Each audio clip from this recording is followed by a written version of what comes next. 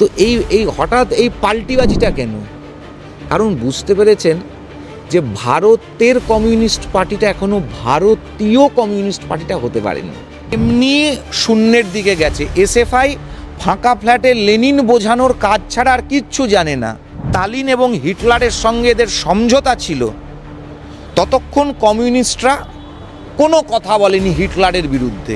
মাঠের চেয়ে খাটে খেলতে বেশি ভালো পারে ওদের যে খেলাধুলোগুলো বেরিয়েই যাচ্ছে, ওদের বিভিন্ন নেতা, কচি নেতা, যুব নেতা, বুড়ো নেতা, ভাম নেতা, বুড়ো ভাম, হাবড়াম, একদম মৃত্যুপথযাত্রী, তাদেরও যে বিভিন্ন খাটে ফুটবল খেলছে, তারা ওই খেলাটা ওরা খেলুক, ওটাই ওরা বেশি ভালো পারবে, এর বাইরে আর কিচ্ছু পারবে না। এই নরেন্দ্র কাপ শুরু করেছে, নরেন্দ্র মোদীর এক তো জন্মদিন আজকে, তার আগে 100 বছর পূরণ শিকাগোতে গিয়ে আমাদের যে স্বামী বিবেকানন্দ রয়েছে, নরেন যে রয়েছে, তার নাম নিয়ে কোথাও গিয়ে আপনারা নরেন্দ্র কাপ শুরু করেছেন। আপনাদের পাল্টা পুজোর পরে মাঠে নামবে এসএফআই, রবীন্দ্র কাপ করবে তারা, রবীন্দ্রনাথকে মাঠ পর্যন্ত নিয়ে আসছে।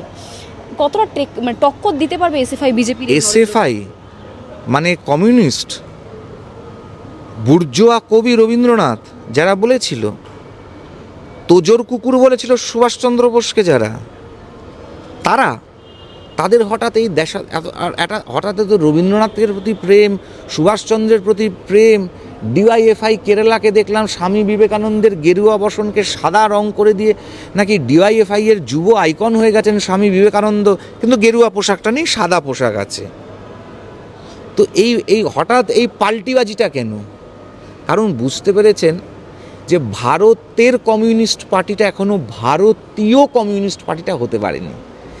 যেটা লেনিন ওদের বাবাকে বলে গেছিল যে ভারতবর্ষে বিপ্লব ভারতবর্ষের মতন করে হবে, রাশিয়ান বিপ্লব হবে না। কিন্তু সেটা তো এই জ্যোতিবাবু, মুজাফফর আহমেদ, ভবানী সেন, এই ডাঙ্গে, পিসি যোশী, অবিভক্ত কমিউনিস্ট পার্টি, নলিনী দাশগুপ্ত, মুজাফফর আহমেদ, এরা তো মানেনি।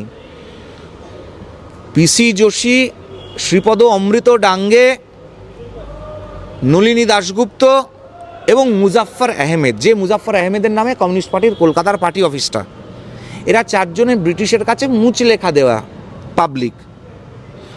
যতক্ষণ স্টালিন এবং হিটলারের সঙ্গে এদের সমঝোতা ছিল, ততক্ষণ কমিউনিস্টরা কোনো কথা বলেনি হিটলারের বিরুদ্ধে।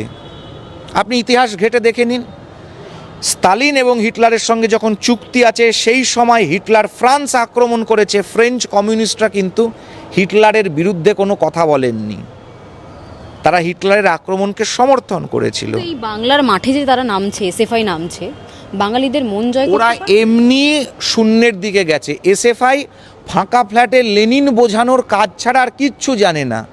ওরা মাঠের চেয়ে খাটে খেলতে বেশি ভালো পারে ওদের যে খেলাধুলোগুলো বেরিয়েই যাচ্ছে, ওদের বিভিন্ন নেতা, কচি নেতা, যুব নেতা, বুড়ো নেতা, ভাম নেতা, বুড়ো ভাম, হাবড়াম, একদম মৃত্যুপথযাত্রী, তাদেরও যে বিভিন্ন খাটে ফুটবল খেলছে, তারা ওই খেলাটা ওরা খেলুক, ওটাই ওরা বেশি ভালো পারবে, এর বাইরে আর কিচ্ছু পারবে না। আরো ভালো ভালো খবর দেখতে সাবস্ক্রাইব করুন বাংলা হান্টের ইউটিউব চ্যানেল।